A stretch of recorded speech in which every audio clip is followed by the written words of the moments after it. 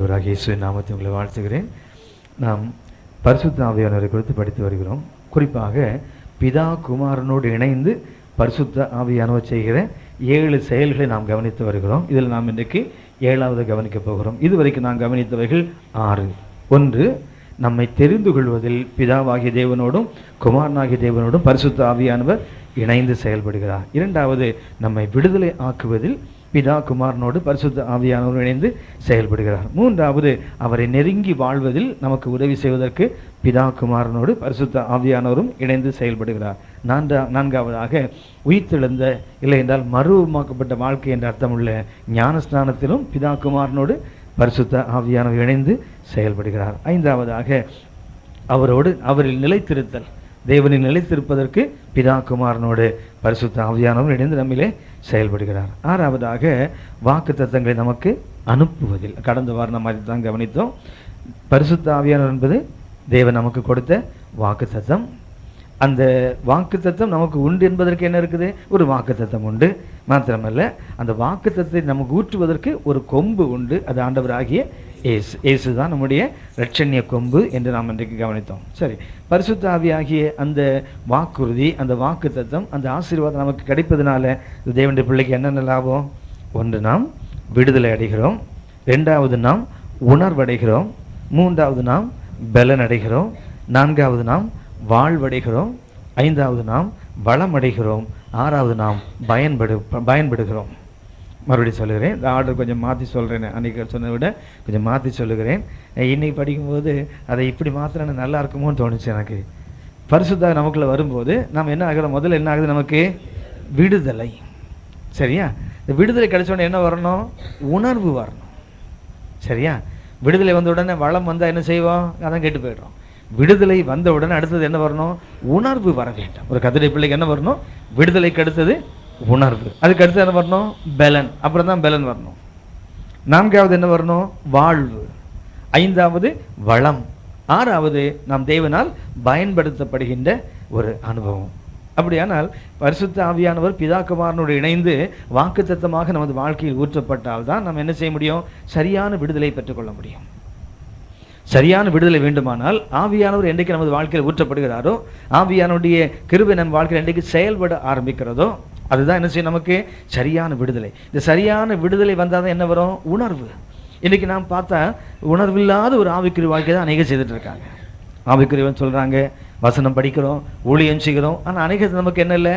உணர்வு இல்லை. இது தவறா, இது சரியான அடுத்தவங்களை போய் கேட்டுட்டு இருக்கிறோமே, இன்னும் நமக்குள்ள வாக்குவாதம் பண்ணிட்டு இருக்கிறோமே, இப்படி செய்யக்கூடாதா, அப்படி செய்ய. அப்போ என்ன? நமக்கு சரியான உணர்வு வரலன்னு அர்த்தம்.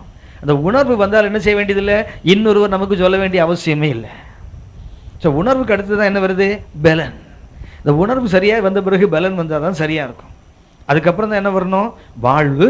அதுக்கப்புறம் பலன். அதுக்கப்புறம் பயன்படுதல். தேவனுக்காக பயன்படுவதற்கு முன்பாக ஆவியானவர் நிறைவு இந்த 5 காரியங்கள் வாழ்க்கையில் காணப்பட்டால் விடுதலை பெற வேண்டும், உணர்வடைய வேண்டும், பலன் அடைய வேண்டும், வாழ்வடைய வேண்டும், பலமடைய வேண்டும். இதுக்கு அப்புறம் நம்ம ஆண்டவருக்கு பயன்பட்டோம்னு வச்சுங்களேன், மிக மிக ஆசீர்வாதமாக இருக்கும். பரலோக ராஜ்யத்துக்கும் பயனுள்ளது, நமக்கும் பயனுள்ளது, சபைகளுக்கும் பயனுள்ளதாக இருக்கும்.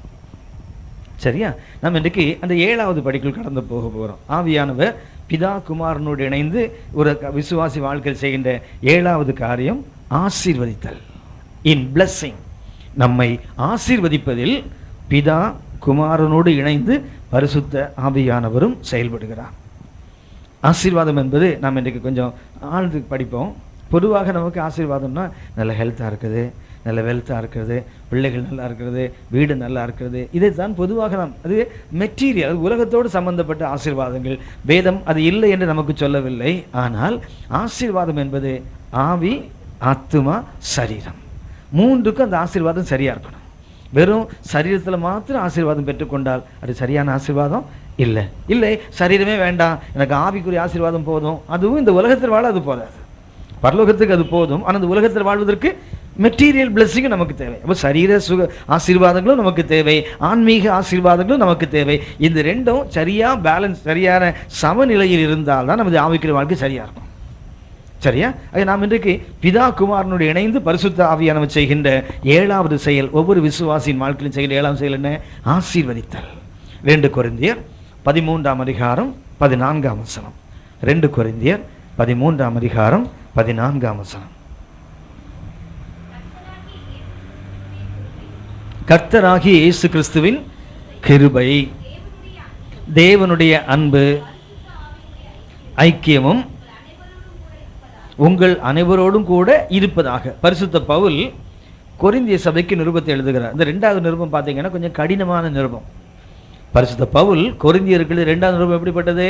அவருடைய தவறுகளை சுட்டி காட்டுவது, அவங்களோட உள்ள சண்டையெல்லாம் போடுறாரு பரிசுத்த பவுல். அது 2 கொரிந்திய நிருபத்தை வீட்டில் வாசித்து பாருங்க. பவுல் நேரடியாக சண்டை போடுற மாதிரி நிறைய விஷயங்கள் இருக்கும்.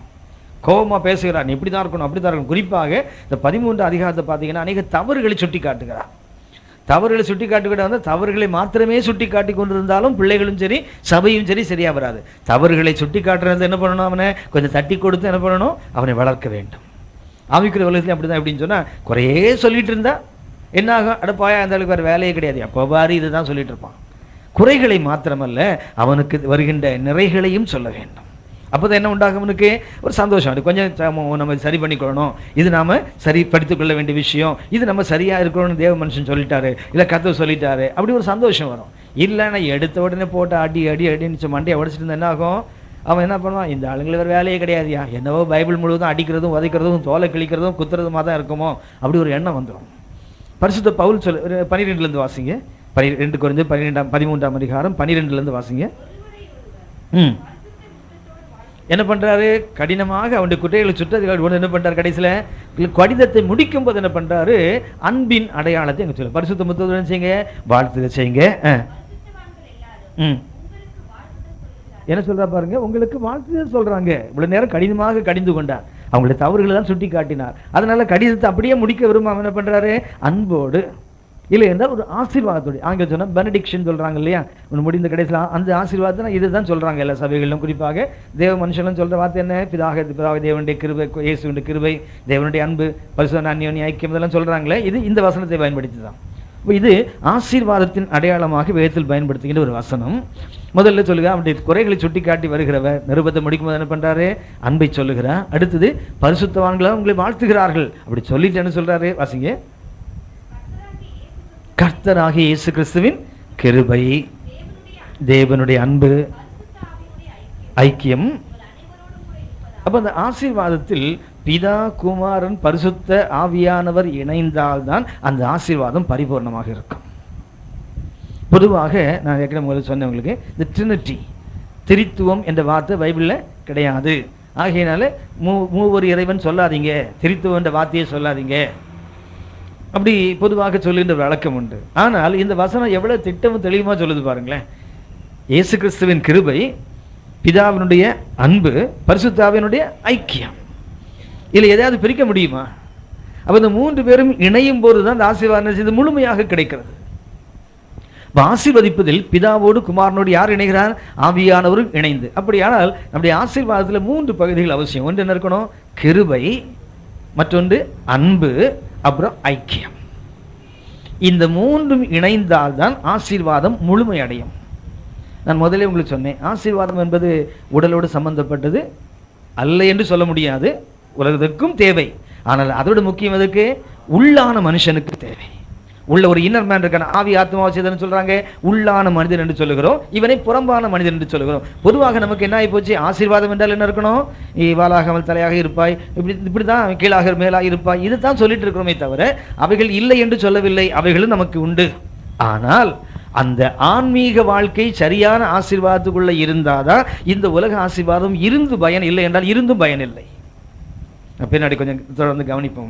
அப்படியானால் ஒன்றை நாம் அடிப்படையாக புரிந்து கொள்ள வேண்டும். பொதுவான கிறிஸ்தவர்கள், இல்லை சாதாரணமாக வேதத்தை வாசிக்கிறவங்க, இல்லை சும்மா இப்படி கோயிலுக்கு போயிட்டு வரவங்க என்ன சொல்லிட்டு இருக்கலாம்? உடலோடு சம்பந்தப்பட்டது, உலகத்தோடு சம்பந்தப்பட்டது ஆசீர்வாதம்னு சொன்னால் நாமும் அப்படி சொல்லி கொண்டிருக்க கூடாது. வேதத்தை கொஞ்சம் ஆழ்ந்து படிக்கிறோம். என்ன செய்யணும்? ஆசீர்வாதம் இது உண்டு, இது இல்லை என்று நான் மறுபடியும் சொல்றேன். சரீர ஆசீர்வாதம் நமக்கு தேவை வேண்டும், உலகத்து ஆசீர்வாதம் நமக்கு உண்டு என ஆண்டவரே சொன்னார். மத்தேயு 6:33 என்ன சொல்றாரு? முதலாவது தேவனுடைய ராஜ்யம், நீ இவைகளெல்லாம் உனக்கு எது? என்ன உண்போம், என்ன உடுப்போம், எங்கே குடியிருப்போம், நாளைக்கு என்ன, இதெல்லாம் நமக்கு தேவைதான். இவைகளெல்லாம் உங்களுக்கு தேவை என்பது பரமபிதா அறிந்திருக்கிறார். Heavenly Father knows what we need. நமக்கு என்ன தேவை என்பது நம்ம பரலோக தகப்பன் நிச்சயமா தெரியும். ஆகையினால நாம் அதற்காக ஓடிக்கொண்டிருக்க கூடாது என்பதற்காக இயேசு சொன்னார். அதெல்லாம் வேண்டாம் என்று அல்ல. மனிதன் அப்பத்தினால் மாத்திரமல்ல, அதனால அப்பவே சாப்பிடாதன்னு அர்த்தமா? அப்பமும் தேவைதான். இயேசு சாப்பிடலையா? அப்போ சாப்பிடலையா? வேண்டாம் என்று சொன்னார். அவர் சாப்பிட்டு இருக்க கூடாது, சாப்பிட்டாரு. பசியா இருந்தது அவருக்கும் தூக்கம் வந்தது, அவருக்கும் தாகம் வந்தது. ஆகையினால உலகத்து ஆசீர்வாதம் தேவையில்லை என்பது வேதத்தின் நோக்கம் அல்ல.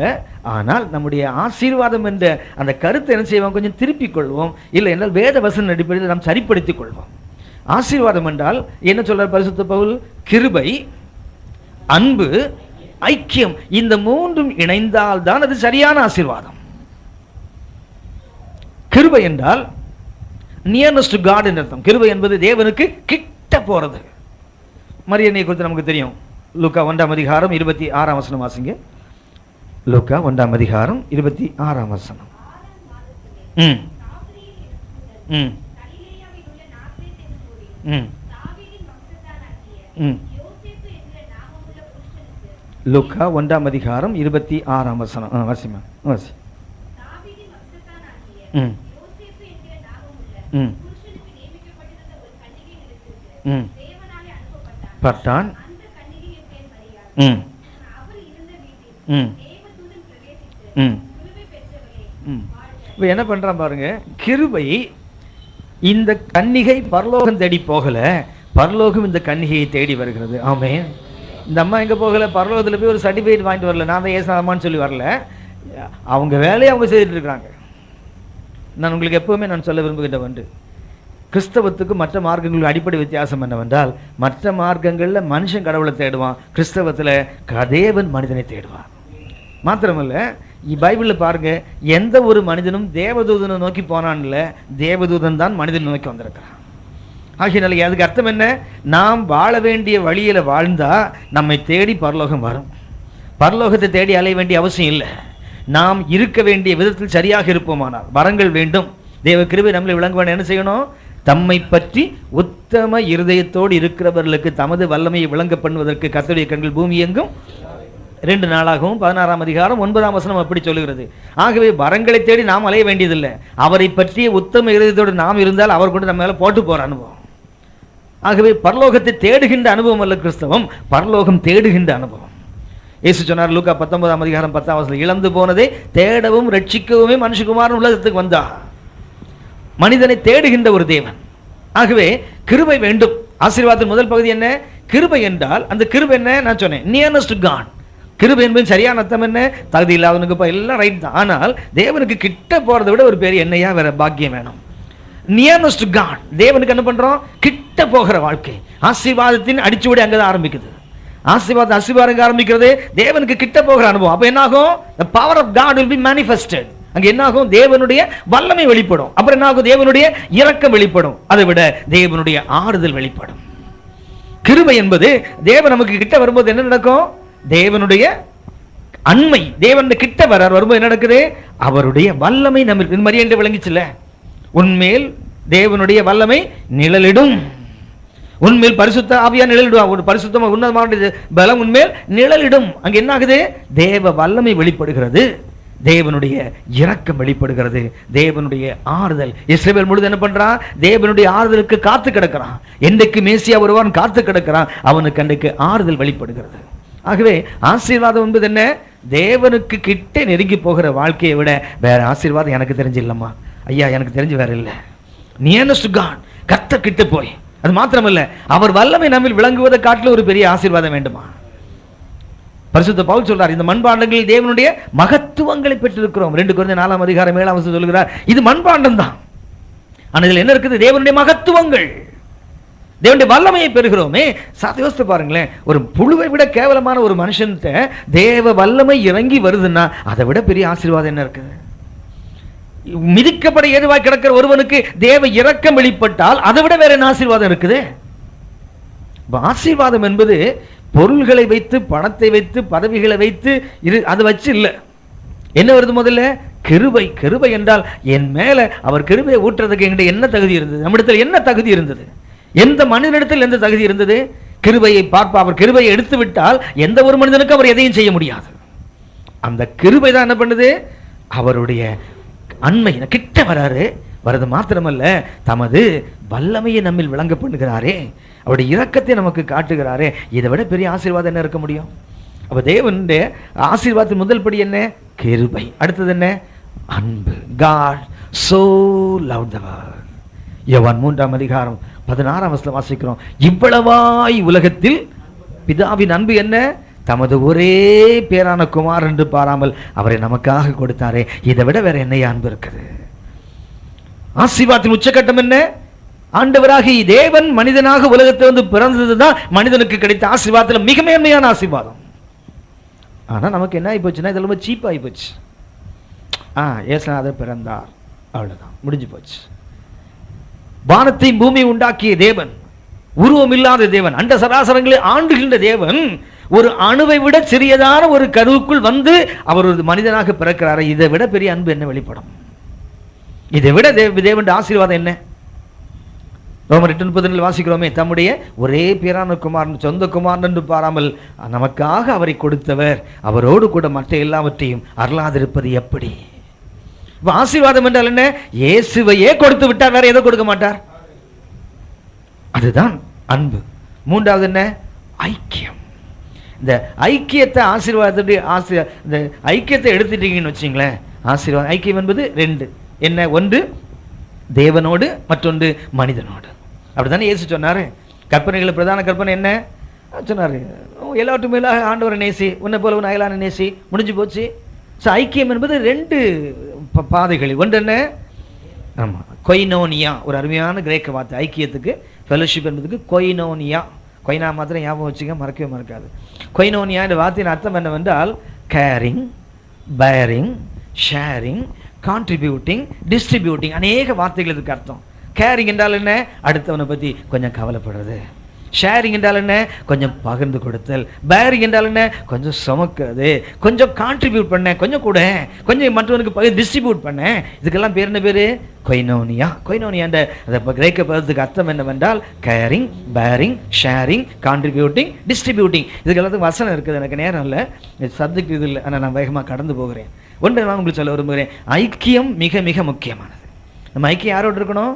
வாசிங்க 1 யோவான் 1:3-4 வசனங்களை வாசிங்க. 1 யோவான் 1:3-4 வசனங்கள். பரிசுத்த யோவான் சொல்லுகிறார், என்னுடைய ஐக்கியம் எங்க இருக்குது? தொடர்ந்து வாசிமா, தொடர்ந்து வாசி. நாங்கள் கண்டும் கேட்டும் இருக்கிற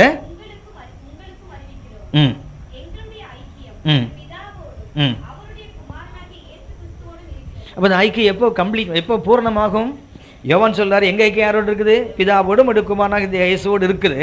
ஆனா நாங்க யாரோட ஐக்கியமா இருக்க விரும்புகிறோம்? உங்களோட ஐக்கியமா இருக்க விரும்புகிறோம். அப்போ மறுபடியும் 3வது வசனம் வாசிமா. நீங்களும் எங்களோடு ஐக்கியம் உள்ளவர்கள் ஆகும்படி நாங்கள் கண்டும் கேட்டும் இருக்கிறதை உங்களுக்கு அறிவிக்கிறோம். எங்களோட ஐக்கியம் பிதாவோடும். அப்போ தேவனோடு ஐக்கியம் உள்ளவன் என்ன செய்வான்? மனித ஐக்கியத்தை நாடுவான், தேடுவான், ஓடுவான்.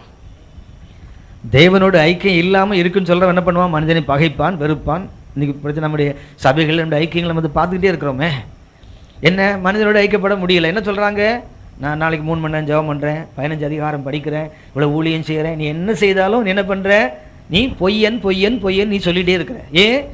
காண்கிற சகோதரனை நேசிக்க முடியலையே. 1 யோவான் 4:20 வாசிக்கிறோம். காண்கிற சகோதரனை நேசிக்க முடியாம காணாத தேவனை நேசிக்கிறது பொய்யாச்சே. அப்படித்தான் போட்டிருக்குது, பொய்யன்னு போட்டிருக்குது. பொய்யன் என்றால் யாரு? பிசாசுன்னு அர்த்தம். பிசாசு தான் யாரு? பொய்யனும் பொய்க்கு பிதா வந்தான். அப்ப நாம் என்ன பண்றோம்? காணாத இறைவனை நேசிக்கிறோம் சொல்லிட்டு காண்கிற சகோதரனை பகைக்கும் போது என்ன பண்ணிட்டு இருக்கிறோம்? நம்மை நாமே பொய்யன் என்று அறிவித்துக் கொண்டே இருக்கிறோம். ஒருவேளை மற்றவங்களுக்கு தெரியாது, நம்ம மனசாட்சிக்கு தெரியுமே. அப்போ ஆசீர்வாதம் என்பது என்ன? கிருபை, அன்பு, ஐக்கியம். இதைத்தான் பரிசுத்த பவுல் கொரிந்தியருக்கு சொல்கிறார். இதுதான் இப்ப நான் உங்களை வாழ்த்துகிறேன். எப்படி வாழ்த்துகிறேன்? உன்னை ஆசீர்வதிக்க. எப்படி ஆசீர்வதிக்க விரும்புகிறேன்? இயேசுவினுடைய கிருபை, பிதாவினுடைய அன்பு, பரிசுத்த ஆவியானுடைய ஐக்கியம். இந்த மூன்றும் இணைந்ததுக்கு பேர் தான் பேரு ஆசீர்வாதம். சரியான ஆசீர்வாதம் வேதம் சொல்லுவது இதுதான். அது மற்ற ஆசீர்வாதங்களும் நமக்கு உண்டு. அதை நான் திரும்ப திரும்ப என்ன நினைக்காத, இது மாத்திரம் தான் சொல்றாரு, அது இல்லையோ நினைச்ச கூடாது, உண்டு. ஆனால் முன்னுரிமை எதற்கு? இதற்கு, இதுக்கு அப்புறம் அதற்கு. சரியா? சரி, இதுக்கு அடுத்ததுன்னா இது கொஞ்சம் டீட்டெயிலாக போவோம். இந்த ஆசீர்வதிக்கப்பட்டவன் நாம் யாரு? கிருபை, அன்பு, ஐக்கியத்தில் ஆசீர்வதிக்கப்பட்டவன் என்பதற்கு சரியான எபிரேய வார்த்தை ஆசேர். ஆசேர் ஞாபகம் இருக்கா? ஆசேர் ஞாபகம் இருக்குதா? யாக்கோவோட 12 பையனில் ஒருத்தனுக்கு பேர் என்ன பேர்? எங்கேயோ கேட்ட மாதிரி பார்க்குறாங்க. அப்படி ஆசேர் யார் அந்த ஆசேர்? எர்ணாவூரில் இப்படி ஒரு ஆள் இருந்த மாதிரி தெரியலையான்னு பார்க்குறாங்க எல்லாரும். ஆசேர் என்றால் யாரு? யாக்கோபின் ஒரு மகன். இந்த ஆசேர் என்பதனுடைய அர்த்தம் தான் ஆசீர்வதிக்கப்பட்டவன். ஆசேர் என்ற பேருக்கு அர்த்தம் என்ன? எபிரேய வார்த்தைக்கு அர்த்தம் பிளஸட், ஆசீர்வதிக்கப்பட்டவன் என்று அர்த்தம். சரியான ஆசீர்வாதத்துக்கு இவன் பேரை கவனிச்சிங்கன்னா ரொம்ப அற்புதமாக இருக்கும். இந்த ஆசேர் என்பது பைபிளில் நிறைய முறை இந்த வார்த்தை வருது. ஆசேர் என்பது அதில் இந்த பிளஸட்னு வருது பார்த்தீங்களா, ஆசீர்வதிக்கப்பட்டவன் வருது. அதில் 18 முறை அந்த வார்த்தையை பிளஸட் என்று மாற்றிருக்கிறாங்க, மொழியாக்கம் பண்ணுறாங்க. 17 முறை ஹாப்பி என்று மாற்றுகிறார்கள், சந்தோஷம் என்று மாற்றுகிறார்கள். ஆசேர் என்ற ஒரு வார்த்தையை 18 இடங்களில் பைபிள் என்ன பண்ணுறாங்க? ஆசீர்வதிக்கப்பட்டவன் என்று மொழியாக்கம் பண்ணியிருக்காங்க. 17 முறை என்னவா மாற்றிருக்காங்க? ஹாப்பி. அப்போது இதில் எனக்கு அர்த்தம் என்ன? ஆசீர்வதிக்கப்பட்டவன் என்றால் சந்தோஷமாக இருக்கிறவன் என்று அர்த்தம். Praise the lord, praise the lord. திருப்பி சொல்ல போனால் சந்தோஷமாக இருக்கிறவன் தான் ஆசீர்வதிக்கப்பட்டவன். Praise the lord, praise the lord. இன்னைக்கு பாருங்க எவ்வளவோ ஆசீர்வாதம் இருக்கான், சந்தோஷமா இருக்க முடியுதா? அதுதான் ஆசீர்வாதம் இல்லைன்னு சொன்னேன். உலகத்தில் காருக்கு பஞ்சம் இல்லை.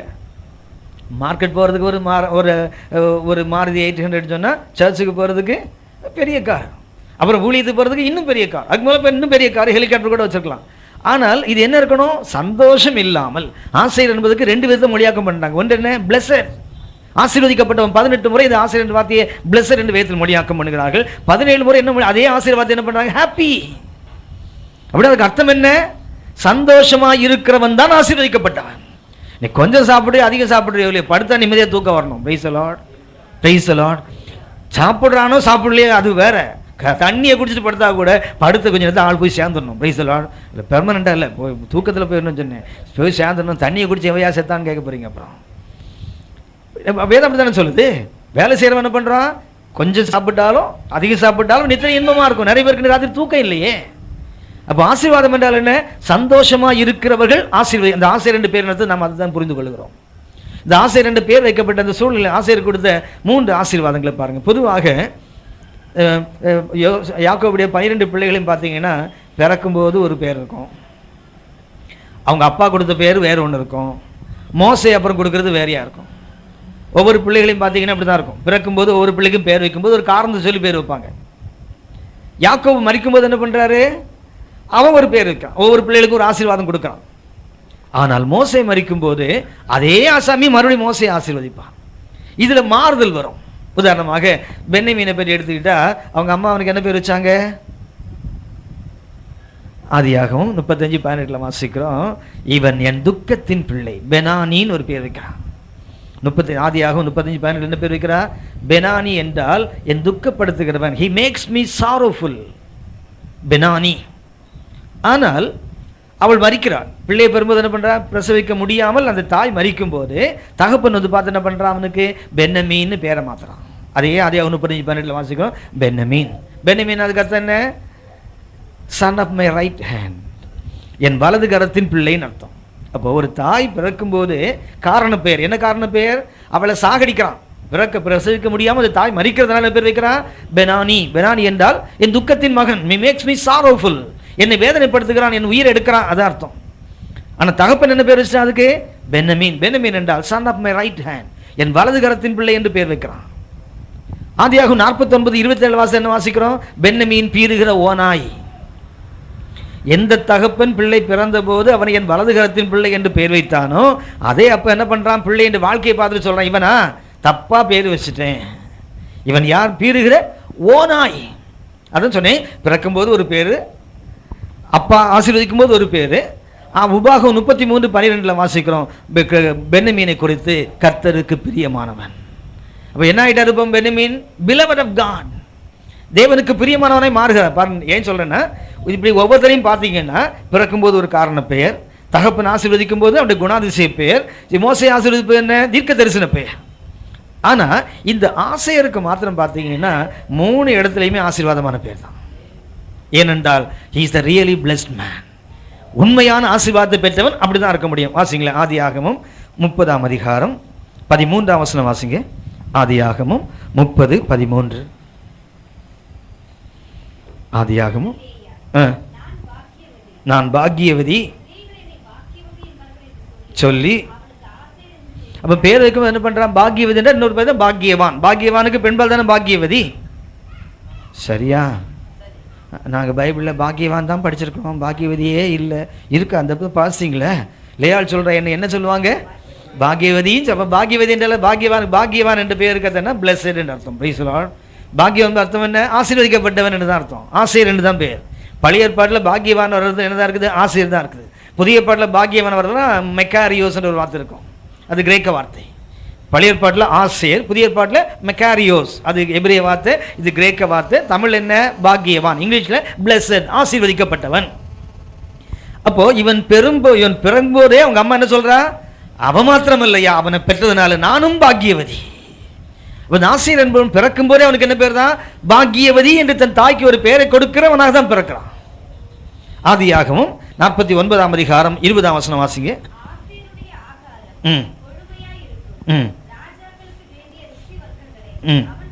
அவன் தருவான். அப்ப என்ன பார்க்க என்ன வருது? ராஜாக்களுக்கு உணவளிக்கின்ற ஒரு மேன்மையான ஒரு இடத்துல கர்த்தர் வைத்திருக்கிறார். அவன் ஆசீர்வதிக்கப்பட்டவன். ராஜாவுக்கு உணவு சாதாரணமாக கொடுக்க முடியும், சாதாரண ஆள் கொடுக்க முடியுமா? இந்த ஆசிரியர் எப்படிப்பட்டவன்? ராஜாக்களுக்கு உணவளிக்கின்றவன், மிகுந்த ஆசீர்வாதமான உணவை அளிக்கின்றவன். உபாகமம் 33ஆம் அதிகாரம் 24-25 வாசிங்க. ஆசேரை குறித்து, ஆசேர் புத்திர பாக்கியம் உடையவனாயிருந்து தன் சகோதரருக்கு பிரியமாயிருந்து என்ன செய்வாராம்? எண்ணெயில் துவைக்கிறது ஆசீர்வாதத்தின் உச்சக்கட்டம். நம்ம சொல்லல, காலை கழுவுறதுக்கு எண்ணெய் என்ன பண்ணுவாராம்? எண்ணெயில் கால் கொள்வாராம் அவர். அடுத்த வசனம் வாசிங்க. அவன் பாதரட்சிகள் அவன் பூமி என்னவா இருக்குமா? அவன் வாழ்கின்ற ஆசேர் பூமியில் என்ன இருக்கும்? ஆசேர் கோத்திரத்துள்ள ஏர் என்ன இருக்குமா? தரையில் எங்கேயும் தட்டு வெட்டினா என்ன வரும்? ஆமா, இரும்பும் வெண்கலமும் எங்க இருக்கும்? அவன் பாதத்தின் கீழ் என்றால் அவனுடைய பூமியில் என்ன இருக்கும்? அது சொன்னா மினரல்ஸ் அங்கே கிடைக்கும், அதாவது உலோகங்கள் அங்கே கிடைக்கும்ங்கிறது அவனுக்கு ஆசீர்வாதம். முடியுமா சார்? நாட்களுக்கு தக்கதாய் ராமன் சொல்லுங்களேன். இந்த வசனம் ரொம்ப பிடிக்கும். நாட்களுக்கு தக்கதாய் பலவீனம் இருக்கும், அப்படிதான் சொல்லணும். அப்படிதானே? அதானே ரைட்டு. நாட்கள் போக போக பலம் வருமா பலவீனம் வருமா? ஆனா இவனுக்கு மாத்திரம் சொல்றாரு, நாட்களுக்கு தக்கதாய் பலவீனம் அல்ல பலம். ஒரு டாக்டர்கிட்ட ஒருத்தன் போனான். போயிட்டு என்ன பண்ணா, முட்டி வலி, இடது முட்டி ரொம்ப வலிக்குது. டாக்டர் போய் உட்காந்தோடனே அவர் கால் மேலே கால் போட சொன்னார். சின்ன சுற்றி வச்சு என்ன பண்ணார்? இங்கே தட்டினார், அங்கே தட்டினார். பார்த்துட்டு கடைசியில் ரொம்ப நேரம் செக் பண்ணிட்டு கடைசி சொன்னார், ஓகே நோ ப்ராப்ளம். என்ன டாக்டர் பிரச்சனை என்னன்னு சொல்லலையே? பிகாஸ் ஆஃப் ஏஜ், வயசாயிடுச்சு இல்லை, கால் வலிக்கும். அவன் சொன்னான், டாக்டர் திஸ் நீ ஆல்சோ த சேம் ஏஜ். நான் போய் சொல்லுவோம், இந்த முட்டிக்கு என்ன எந்த வயசு தான்? அதே வயசு தான். அப்போ இது ஏன் வலிக்கலை? வயசாச்சு இது வலிச்சேன், அப்போ இது வயசாச்சு இருந்து தானே வலிக்கணும், ஏன் வலிக்கலை? என்ன சொல்லுவாங்க? வயசாயிடுச்சு இல்லை சொல்லுவாங்க. என்ன வந்தாலும் என்ன பண்ணுவாங்க? வயசாயிடுச்சு பிரதர், அதுக்கேற்ற மாதிரி தான். ராத்திரி 12 மணிக்கு நீங்கள் ஐஸ்கிரீம் சாப்பிட்டீங்கன்னா தொண்டை பிடிக்க தான் செய்யும் பிரதர். ஏன்னா வயசாயிடுச்சு இல்லை, சின்ன பிள்ளையா நீர் அப்படின்மா. ஆனால் வேறுன்னு சொல்லுது, உன் வயதுக்கு ஏற்றாற் போல பலவீனம் அல்ல பலன். சொல்லலாம். ஒரு மென்மையான ஆசை. யாருக்கு இந்த ஆசை இருக்கு? இப்போ கொஞ்சம் யோசிச்சு பாருங்க. அவன் பிறந்த போது, அவன் வாழ்ந்த போது தீர்க்க தரிசனமாக சொல்லப்பட்ட வசனம் கூட அவனை இப்படி ஆசீர்வாதத்தோடையே சம்பந்தப்பட்டவன். Really is a blessed man. என்ன ஆச்சரியம் தெரியுங்களா? இதில் ஒரு ரேர் கோஇன்சிடென்ஸ், ஒரு ஆச்சரியமான ஒரு ஒற்றுமை என்னன்னு சொன்னால், கலிலியா கடலுக்கு 3 பேர் இருக்கு இல்லையா? ஒன்று கலிலியா கடல், மற்றொன்று திபேரியா கடல், இன்னொன்று கெனசரேத்து கடல். சரியா? ஒன்று கெனசரேத்து கடல், மற்றொன்று கலிலியா கடல், ஒன்று திபேரியா கடல். ஒரே கடலுக்கு 3 பெயர். ஆனால் யோவான் 21ஆம் அதிகாரத்தில் பார்த்தீங்கன்னா எந்த வார்த்தை பயன்படுத்தியிருக்கோம்? திபேரியா கடல்ங்கிற வார்த்தை பயன்படுத்தியிருக்கோம். ஏன் அதில் கலிலியான்னு பயன்படுத்தக்கூடாது? ஒரே கடல் தான். இல்லை கெனசரேத்து பயன்படுத்தக்கூடாதா? பயன்படுத்தலை. அப்போ வேதத்தில் ஒரு பேர் ஒரு இடத்துல ஒரே இடத்துக்கு 3 பேர். சில இடத்துல பார்த்தீங்கன்னா யாக்கோபுன்னு பயன்படுத்திருக்கோம், சில இடத்துல இஸ்ரவேல் பயன்படுத்திருக்கோம், சில இடத்துல பார்த்தீங்கன்னா ஏசு, சில இடத்துல கிறிஸ்து, சில இடத்துல ஏசு கிறிஸ்து, சில இடத்துல கிறிஸ்து ஏசு. எல்லாத்துக்கும் வித்தியாசம் இருக்குது, எல்லாத்துக்கும் அர்த்தங்கள் உண்டு. ஒரே கடலுக்கு 3 பெயர்: கலிலியா கடல், திபேரியா கடல், கெனசரேத்து கடல். ஆனால் லூக்கா 5ஆம் அதிகாரத்தில் பார்த்தீங்கன்னா 5:1 பார்த்தீங்கன்னா ஏசு எங்கே வர்றாரு? கெனசரேத்து கடற்கரையில் வந்தாருன்னு போட்டிருக்கோம். சரியா? அங்கே ஏசு கலிலியா கடலுக்கு வந்தார்னு ஏன் லூக்கா எழுதலை? இல்லை ஏன் திபேரியா கடலுக்கு வந்தார்னு எழுதலை? எந்த வார்த்தையை பயன்படுத்துகிறாரு? கெனசரேத். கெனசரேத் என்ற அர்த்தம் என்ன? கென் ஆசேர். கெனசரேத் என்ற பேருக்கு அர்த்தம் என்ன? கென் என்றால் கார்டன், ஆசேர் என்றால் ரிச்சஸ், ஐஸ்வர்யங்கள். அந்த கடலுக்கு பேர் என்ன பேரு? Praise the Lord. Garden of riches. அந்த கடலுக்கு பேர் என்ன பேரு? லூக்கா ஒரு ஐரானிக்கல், அதாவது அப்படி குத்துற மாதிரி இந்த வார்த்தையை பயன்படுத்துறாரு. கலிலியான் பயன்படுத்தாம, திபேரியான் பயன்படுத்தாம என்ன வார்த்தை பயன்படுத்துறாரு? கென் ஆசேர். ஆசேர் என்றால் என்ன சொன்னேன்? பிளெஸட். ஆசீர். கென் என்றால் கார்டன், ஆசீர்வதிக்கப்பட்ட தோட்டம். அங்கதான் மீன் இல்லை. Price the Lord. அங்கதான் ராத்திரிலாம் வலையை போட்டு ஒன்றும் கிடைக்கல. ஸோ அதான் சொன்ன ஐரானிக்கல், அதாவது முரண்பாடாக இந்த பெயரை பயன்படுத்தி என்ன சொல்லாரு? பேர் என்னவோ பெத்த பேர், பேர் மாத்திரம் என்ன பேரு? கென் ஆசேர், ஆசீர்வாதத்தின் தோட்டம். நீ நீர்ப்பாய்ச்சலான தோட்டத்தை போல இருப்பாய், வற்றாத நீருற்றை போல இருப்பாய். ஏசாயா 58:11 நல்லா தான் இருக்குது. ஆனா வாழ்க்கையில இன்னைக்கு ஆசீர்வதிக்கப்பட்டவன் என்று ஆசேருடைய பெயர், அவன் பேரை வச்சு சமுத்திரத்துக்கு கடலுக்கும் பேர் கொடுத்திருக்கிறான். ஆனா அங்க என்ன இருந்தது? அந்த இடத்துல தான் அந்த பெயரை பயன்படுத்துறா பாருங்க ஆவியானவர். அப்படின்னா இன்றைக்கு உண்மையான ஆசீர்வாதத்தை பெறாத வரைக்கும் இப்படி தான் இருப்போம். பேர் என்ன பேரா இருக்கும்? அவர் ஆசீர்வதிக்கப்பட்டவர். அவருக்கு இத்தனை பஸ் ஓடுது, இத்தனை லாரி ஓடுது, இத்தனை ட்ரெயின் ஓடுது. வீட்டுக்கு போனால் கொஞ்சம் குடிக்க கஞ்சி இருக்காது அவனுக்கு. ஏன்னா குடிச்சா அவன் செத்துருவான். இல்லை குடிச்சா அவன் செத்துருவான், அவ்வளோ வியாதி உள்ள இருக்கும். இப்போ எத்தனை ஆசீர்வாதங்கள் இருந்தது, அனுபவிக்க முடியலன்னு என்ன இருக்குது? பிரசங்கி சொல்றான், அனுபவிக்கிறதுக்கு ஒரு சக்தி இருக்குன்னு சொல்றான். Price the Lord. அனுபவிக்கிறதுக்கு என்ன இருக்குது? ஒரு சக்தி. கர்த்தர் என்ன பண்றாரா? செல்வத்தை கொடுக்கிறார், கனத்தை கொடுக்கிறார், பொருளை கொடுக்கிறார்.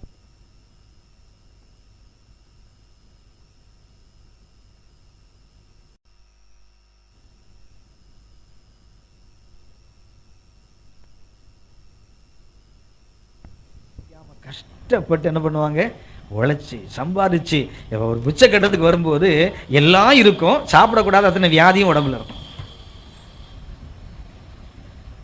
ஒரு காலத்தில் இல்லாததுனால ஃபாஸ்டிங், இப்போ இருந்தும் ஃபாஸ்டிங். இப்போ வேற வழி இல்லை. ஆசீர்வாதம் என்பது இருந்ததுனால பிரயோஜனம் இல்லை. அது என்ன செய்யணும்? அனுபவிக்கக்கூடிய சக்தி இருக்கணும்.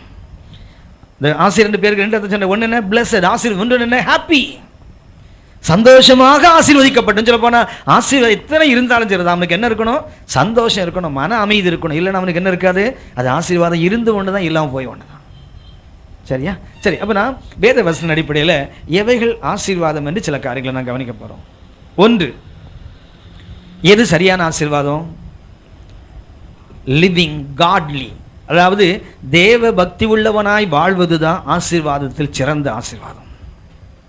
சங்கீதம் 1:1-2 வசனங்களை வாசிக்கிறோம் இல்லையா? துன்மார்க்கன் வழியில் நடவாம, பாவிகள் வழியில் நில்லாம, பரியாசக்காரன் உட்காராமலும், இரவும் பகலும் வேதத்தில் பிரியமாயிருந்து தியானமாயிருக்கிற மனுஷன் யார் ஆசீர்வதிக்கப்பட்டவன்? கர்த்தருடைய காரியங்களில் தான் லிவிங் காட்லி என்று சொன்னேன். தேவனுக்கேற்ற அந்த உணர்வோடு தேவனுக்கு பிரியமான பிள்ளையாய் வாழ்வது தான் ஆசீர்வாதத்தின் முதல் பகுதி. இரவும் பகலும் அவருடைய வேதம் நமது தியானமாக என்றைக்கு மாறுகிறதோ அன்றைக்கு தான் நாம் ஆசீர்வதிக்கப்பட்டவன். இன்னைக்கு என்ன பண்றோம்? என்கிட்ட 25 பைபிள் வெர்ஷன்ஸ் இருக்கு பிரதர், நீ ஆசீர்வதிக்கப்பட்டு சொல்ல முடியாது. ஒரு வேத பண்டிதர் சொல்றாரு, with money I can buy books not knowledge. காசை கொடுத்து புஸ்தகம் வாங்கிடலாம், அறிவு வாங்க முடியாது. அதை படித்தா தானே வரும், அதை படித்தால் தானே அறிவு வரும். புஸ்தகத்தை வாங்கி ஷெல்ஃபில் அடிக்கிட்டு அறிவு வந்துருமா? வராது. கர்த்தர் மேல் பிரியமா இருக்கிறேன்னு சொல்லிட்டு என்ன பண்றோம்? இரவும் பகலும் அவருடைய வேதத்தில் தியானமாய் இருக்கிற மனுஷன் தான் பாக்கியவான், ஆசீர்வதிக்கப்பட்டவன். ஆசீர்வாதத்தின் முதல் பகுதி என்ன? லிவிங் காட்லி, ஆண்டவருக்கு பிரியமானமாய் வாழ்கின்ற ஒரு வாழ்க்கை தான் ஆசீர்வாதமான வாழ்க்கை. எத்தனை உலக செல்வங்கள், உலக ஐஸ்வர்யங்கள், உலக மேன்மைகள் இருந்தாலும் சரிதான், ஆசீர்வாதம் என்பது ஆண்டவருடைய வேதத்தில் இரவும் பகலும் இருக்கிற ஒரு வாஞ்சை, ஒரு விருப்பம். சங்கீதம் 106:3 வாசிங்க. சங்கீதம் 106:3. Psalm number 106 and verse 3. நியாயத்தை கை கொள்ளுகிறவர்களும், ராமின் சொல்லுங்க, நியாயத்தை கை கொண்டு. 2ஆம் வசனம் கூட வாசிமா.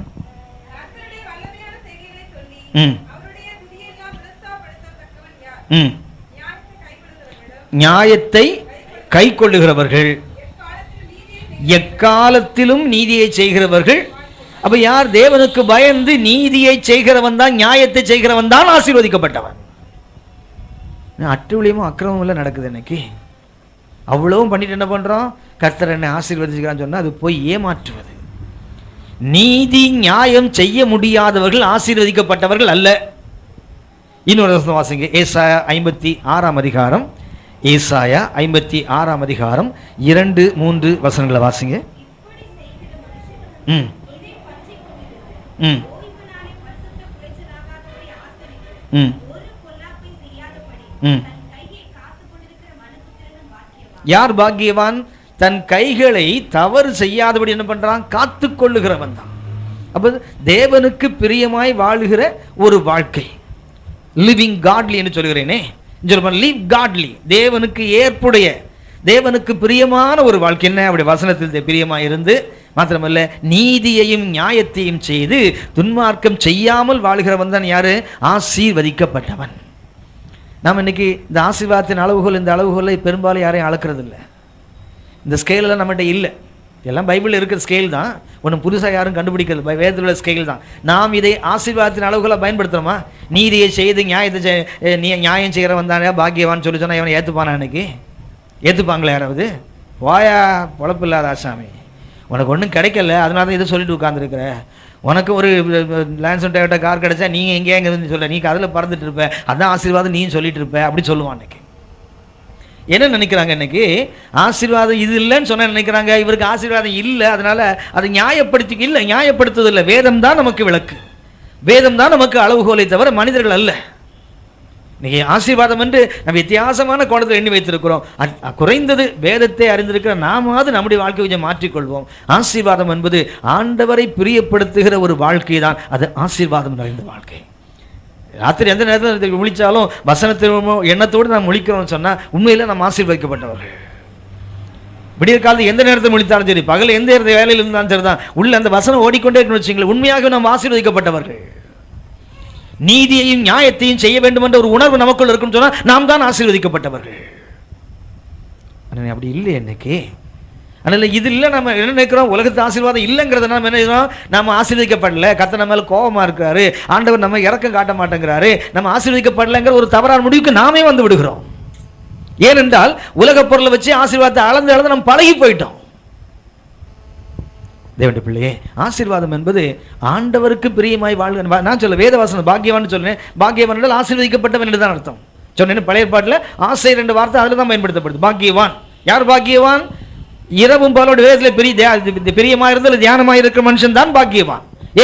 அவன் தான் நீர்க்கால்கள் ஓரமாய் நடப்பட்டு தன் காலத்தில் தன் கனியை கொடுத்து இளையராத மரத்தை போல அவன் தான் இருப்பான். He will be prosperous. Why? He is a God-fearing man. ஆண்டவருக்கு பயப்படுகிற ஒரு மனிதனாக என்ன பண்ணுவான்? அவன் என்றைக்கும் பசுமையான ஒரு மரத்தை போல கண்டிப்பா இருந்துதான் ஆகணும். ஆசீர்வாதம் என்பது ஆண்டவருக்கு பயந்து நடக்கிற ஒரு வாழ்க்கை, ஆண்டவருக்கு பிரியப்படுகிற ஒரு வாழ்க்கை. ரெண்டாவது ஒன்று பாருங்க, ஆண்டவர் மேல் நம்பிக்கை வைத்து வாழ்றோம் பார்த்தீங்களா, அதுதான் ஆசீர்வதிக்கப்பட்ட வாழ்க்கை. Putting the trust in God, தேவன் மேல் தங்கள் நம்பிக்கையை வைக்கிற மனிதர்கள் தான் பாக்கியவான்கள், ஆசீர்வதிக்கப்பட்டவர்கள். சங்கீதம் 2:12 வாசிங்க.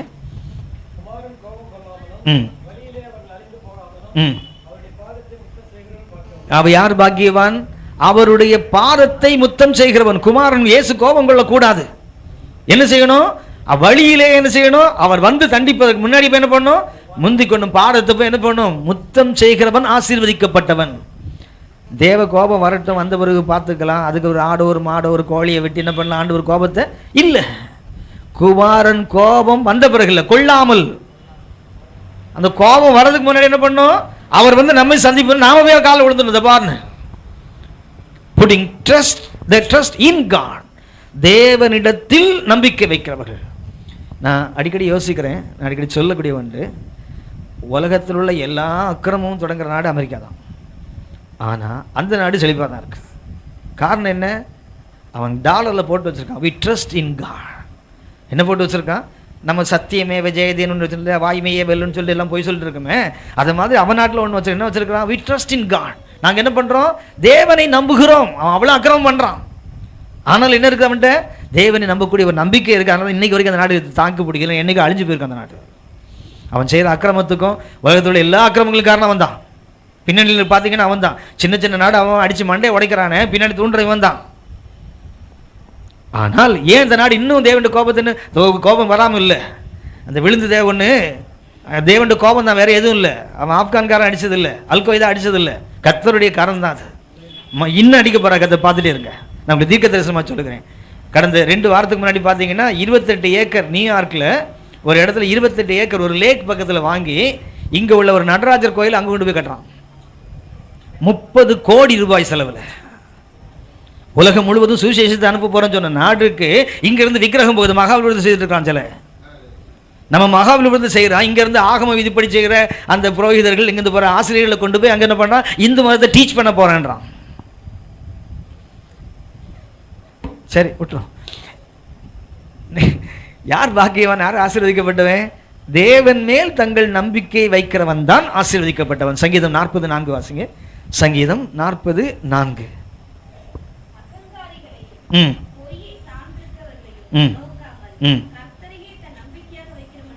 ராமன் சொல்லுங்க. கர்த்தரையே தன் நம்பிக்கையாக வைக்கிற மனுஷன் தான் ஆசீர்வதிக்கப்பட்டவன். நீங்க தைரியமா எழுதி கொள்ளலாம். பைபிள் எங்கெல்லாம் பாக்கியவான் போட்டிருக்காங்கலாம் ஆசீர்வதிக்கப்பட்டவன் எழுதிங்க. சொல்ல போனா சந்தோஷமாய் ஆசீர்வதிக்கப்பட்டவன் எழுதிங்க. ஹாப்பி அண்ட் பிளெஸட், அதான் சரியான வார்த்தை. இந்த ஆசீர்வாத வார்த்தைக்கு அர்த்தம் என்ன? Happy as well as blessed. ஆசீர்வதிக்கப்பட்டு சந்தோஷமா இருக்கிறவன் அர்த்தம். 3வதாக கொண்டு வாசிங்க. சங்கீதம் 32:1. சங்கீதம் 32:1. எவனுடைய மீறுதல்கள் மன்னிக்கப்பட்டதோ, யார் ஆசீர்வதிக்கப்பட்டவன்? ரட்சிக்கப்பட்டவன் தான் ஆசீர்வதிக்கப்பட்டவன். ரட்சிக்கப்பட்டவன உண்மையாக ரட்சிக்கப்பட்டவன். போலியாச்சுமா கையை தூக்கிட்டு காஞ்ச பாவி நனைஞ்ச பாவி கேஸ் இல்லை. யாருவே? உண்மையாகவே எவனுடைய மீறுதல்கள் எவனுடைய பாவங்கள் மூடப்பட்டதோ அவன் தான் பாக்கியவான், அவன் தான் ஆசீர்வதிக்கப்பட்டவன். இந்த அளவுகோல் மற்றவர்கள் அளக்க மாட்டான், மற்ற இதெல்லாம் சொல்ல ஆசீர்வாதம் சொல்ல மாட்டான். ஆனால் நாம் வேலை தேர்ந்தவர்கள் நாம் சொல்ல இதுதான் ஆசீர்வாதம். பாவங்கள் ஒரு மனிதனுக்கு மன்னிக்கப்படுகிறது, அவன் அக்கிரமங்கள் கர்த்தர் மூடுகிறது, தேவனுடைய கிருபையினால் அதை மூடுகிறார் என்றால் அதை விட மேலான பாக்கியம் வேற இல்லை. நான் ஒரு நாள் சோர்ந்து போக வேண்டிய அவசியம் இல்லை. எனக்கு கார் இல்லை, வீடு இல்லை, பங்களா இல்லை, ஆள் இல்லை, அம்பு இல்லை, சேனை இல்லை, ஒன்றும் இல்லாம போன கர்த்தருடைய ஆசீர்வாதம் உள்ளத்துக்குள்ள இருக்குது. நான் மீட்கப்பட்டவன், நான் ரட்சிக்கப்பட்டிருக்கேன். இதோட பெரிய ஆசீர்வாதம் உள்ளது வேற ஒன்றும் இல்லை. உலகத்தில் எந்த வேணா கொடுக்க முடியும், பாவத்தை மன்னிக்க வேற எந்த மனுஷனுக்கு அதிகாரம் கிடையாது. உலகத்தில் பாவங்களை ஒருவரும் போக்கவும் முடியாது, அவர் ஒருவர் தான் நீக்க முடியும், தேவன் ஒருவர் தான் மாற்ற முடியும்.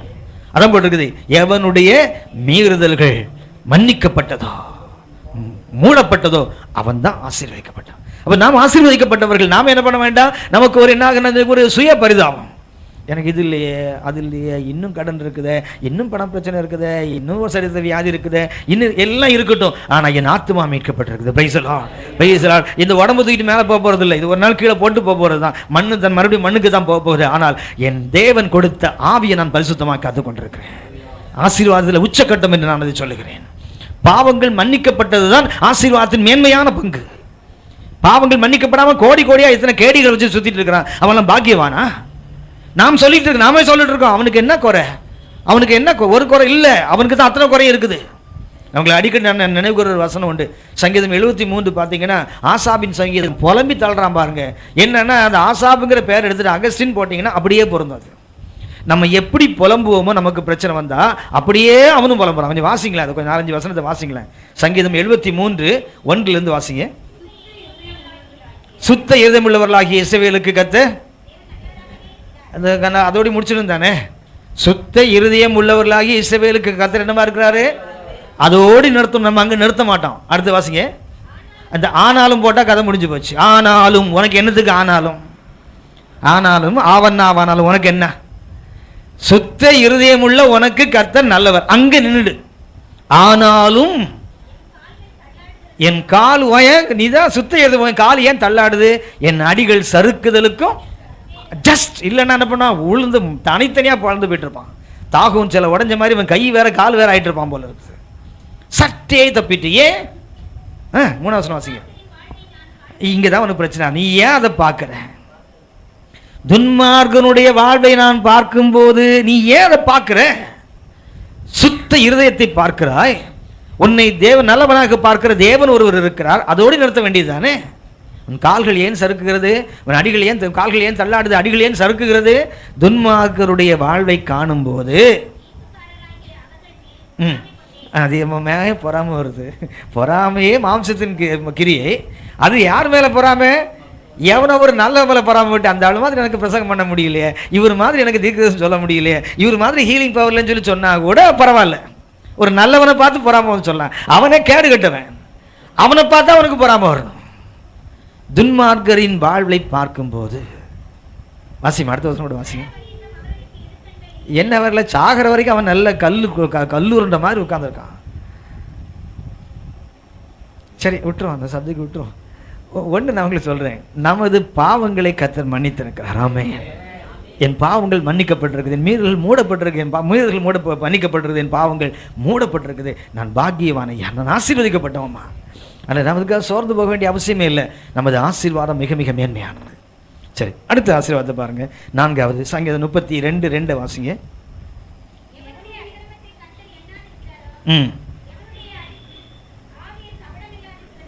ஒரு ஆமீன் சொல்லுங்க.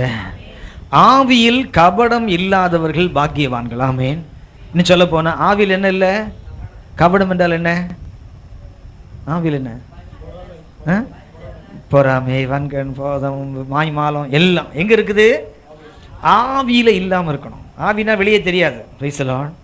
கண்ணில் இருந்தால் உடனே தெரிஞ்சிடும், மூக்கில் இருந்தால் தெரிஞ்சிடும், முகத்தில் இருந்தால் தெரிஞ்சிடும், கையில் இருந்தால் தெரிஞ்சிடும், உள்ளத்தில் இருந்தால், ஆவியில் இருந்தால் சாகிற வரைக்கும் அவன் சொல்லாத வழி தெரியாது. அவன் கபடம் எங்க இருக்கக்கூடாது? ஆவியில் கபடம் இல்லாதவன் ஆசீர்வதிக்கப்பட்டவன். ஐயா ஒரு ஆமீன் சொல்லுங்களேன். புறாவை ஆண்டவர் ரொம்ப விரும்புறதுக்கு காரணம் என்ன?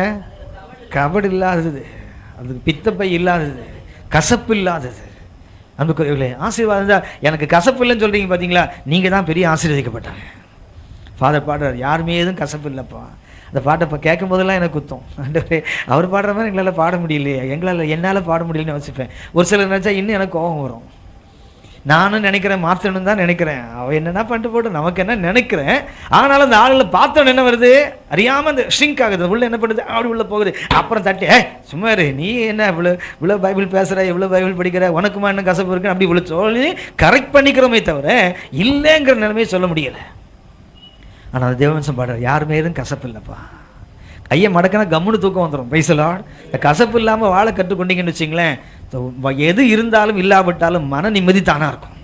இந்த மன நிம்மதி இல்லாமல் போனது காரணம் தெரியுங்களா? இந்த முதல்ல கபடம் தான், ஆவியில் உள்ள கபடம் தான். பாருங்க, ஆவியிலே ஒன்று இது ஒன்று தான். ஆவியிலே எளிமை உள்ளவர்கள்.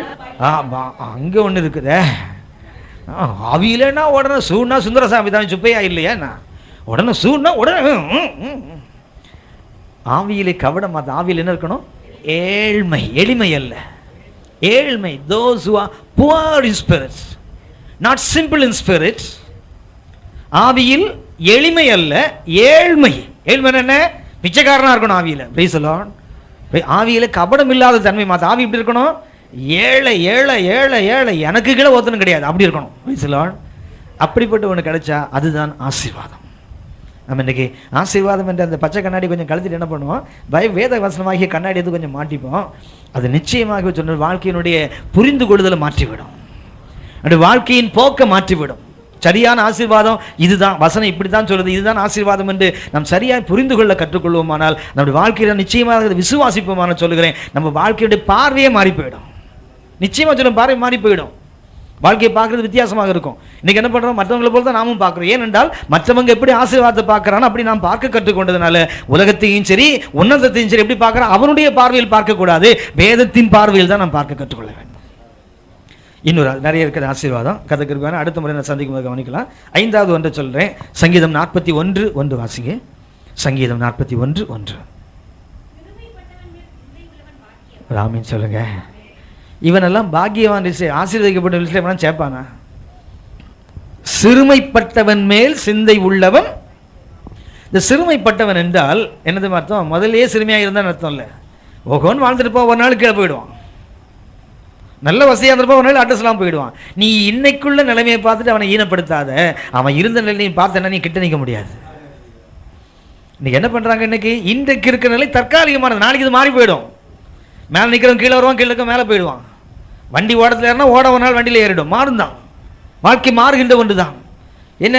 சிறுமைப்பட்டு போனான் என்பதற்காக ஒருத்தன் என்ன பண்ணக்கூடாது? ஈனப்படுத்தக்கூடாது. என்ன செய்யணும்? அவன் மேல் சிந்தை. நீ பணம் கொடுக்குறிய, காசு கொடுக்குறிய, அப்புறம் சிறுமைப்பட்டவனுக்கு என்ன இருக்கணும்? சரியான சிந்தை இருந்தால் நீ தான் ஆசீர்வதிக்கப்பட்டவன். தேவனுடைய பிள்ளையே, ஆசீர்வாதங்கிற நம்முடைய அந்த பார்வையை கொஞ்சம் மாற்றிக்கொள்வோம். கர்த்தர் நமக்கு நிச்சயமாக அந்த கிருபையை தருவார். கண்களை மூடி கர்த்தரை பார்ப்போமா? கண்களை மூடி கர்த்தரை பார்ப்போம். ஆசீர்வாதம் என்பது உலகப் பொருள்களை சார்ந்தது அல்ல என்று சொல்ல முடியாது. ஆனால் அது சாதாரண ஒன்று ஆசீர்வாதம். ஆனால் ஆசீர்வாதம் என்பது உன்னதத்துக்குரியது. எபேசியர் 1:3 வாசிக்கிறோம். நமது பிதாவாகிய நம்முடைய கர்த்தராகிய இயேசு கிறிஸ்து பிதாவாகிய தேவனுக்கு ஸ்தோத்திரம். அவர் நம்மை உன்னதங்களில் சகலவித ஆவிக்குரிய ஆசீர்வாதங்களினாலும் நம்மை ஆசீர்வதித்திருக்கிறார். ஆசீர்வாதம் என்பது உன்னதத்தில் இருக்கின்ற ஒன்று. உலகத்தோடு இது நம்ம உலகத்தில் பெற்றுக்கொள்வது தேவனுடைய இரக்கத்தினால் பெற்றுக்கொள்கின்ற நன்மைகள். சங்கீதக்காரன் சொல்கிறானே, நன்மையும் கிருபையும் என்னை தொடரும். இது நன்மைகள், தேவன் நமக்கு நன்மைகள். இவைகள் ஆசீர்வாதம் என்றால், நான் திரும்ப திரும்ப உங்களுக்கு சொல்ல விரும்புகிறேன், இங்க தொடங்கணும் அங்க தொடரணும். Praise the lord. ஆசீர்வாதம் என்றால் இங்க தொடங்கணும், என்ன செய்யணுங்க? ஒரு ஆமென் சொல்லுங்களேன். இப்ப நம்ம சொன்னாங்க, கொஞ்சம் பாருங்க, தேவனுக்கு பிரியமாய் வாழ்கிற வாழ்க்கை இங்க தொடங்க அங்க தொடரும். ஒரு ஆமென் சொல்லுங்க. ஆமென் சொல்லுங்களேன். இங்க நாம் தேவன் மேல இருக்கிற நம்பிக்கை இங்க நாங்க முடிஞ்சு போயிடுமா? முடியாது, அங்க தொடருமே. மூன்றாவது, நம்முடைய பாவங்கள் மன்னிக்கப்பட்டது இங்கே தானே, அங்க இன்னும் அற்புதமாக இருக்குமே. இங்க கவடம் இல்லாத ஒரு வாழ்க்கை, அங்க போனா இன்னும் அவரை போல நம்ம மாறிடுவோமே. இங்க சிறுவை நுழைவு சிந்தை, அங்க போன பிறகு வாழ்க்கை இன்னும் அதிகமாகுமே தவிர நாம் குறைந்து போவதில்லை. ஆனா இங்குள்ள பணம் அங்க வராது, இங்குள்ள பதவி அங்க வராது, இங்க சபையில் உள்ள மூப்பர் போஸ்ட் அங்க வராது, இங்க ஊழியத்தை செய்கிற போஸ்டர் அடிச்சு ஒட்டினதும் இங்க பேனர் கட்டினதும் இங்க தான், அங்க வராது ஒன்றும். இங்கே ஒன்றும் வராது. அங்கே வரக்கூடிய சில காரியங்கள் உண்டு. நாம் ஆசீர்வாதம் என்று சொல்வது அதைத்தான் சொல்ல வேண்டும். ஆமென். இங்கே தொடங்கணும், அங்கே தொடர்ந்து நடக்க வேண்டும். அதுதான் என்ன சரியான ஆசீர்வாதம். உலகத்தில் கெட்டு உலகத்தில் விட்டு போகிறது ஆசீர்வாதங்கள் அல்ல, தேவன் அவருடைய இரக்கத்தினால் நமக்கு கொடுக்கிற நன்மைகள். இந்த நன்மைகளை பிடித்து கொண்டு என்ன செய்யணும்? அந்த ஆசீர்வாதத்துக்கு நம்ம ஆயத்தப்படுத்து. ஏசு எளிமையாக சொன்னாரு, இந்த அழிந்து போகிற உலக பொருளால் அழியாத நண்பர்கள் அங்கே சேமித்துக்கொள். Price the lord. இந்த அந்த உலக பொருள் கொடுத்துக்கப்பட்ட நோக்கம் என்ன? அங்கே நம்ம ஏற்றுக்கொள்வார் உண்டாகும்படி நம்ம அங்கே சேர்த்துக்கணும். சரியா? கடலை மூடி கதனை பார்ப்போம். சோதனம் பண்ணலாமா? சோதனம் பண்ணுவோமா? சோதனம் பண்ணலாமா? யாராவது சுருக்கமா ஜெபம் பண்றீங்களா? சத்தத்துக்கு ஜெபம் பண்றீங்களா? சோத்திரம் சோத்திரம் சோத்திரம் சோத்திரம் சோத்திரம் சோத்திரம் சோத்திரம் சோத்திரம் சோத்திரம். Jesus, hallelujah. Thank you, Jesus.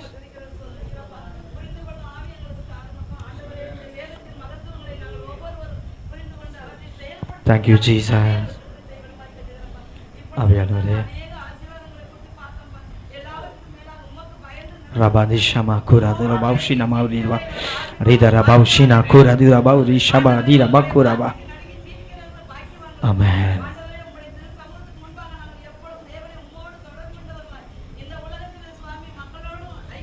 Thank you, Jesus. Amen. Amen. Amen. Amen. Jesus.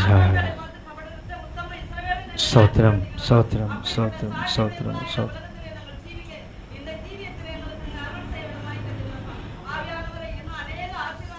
Jesus, Sotram. Jesus. Thank you, Jesus. Sotram, Sotram. Jesus, Sotram.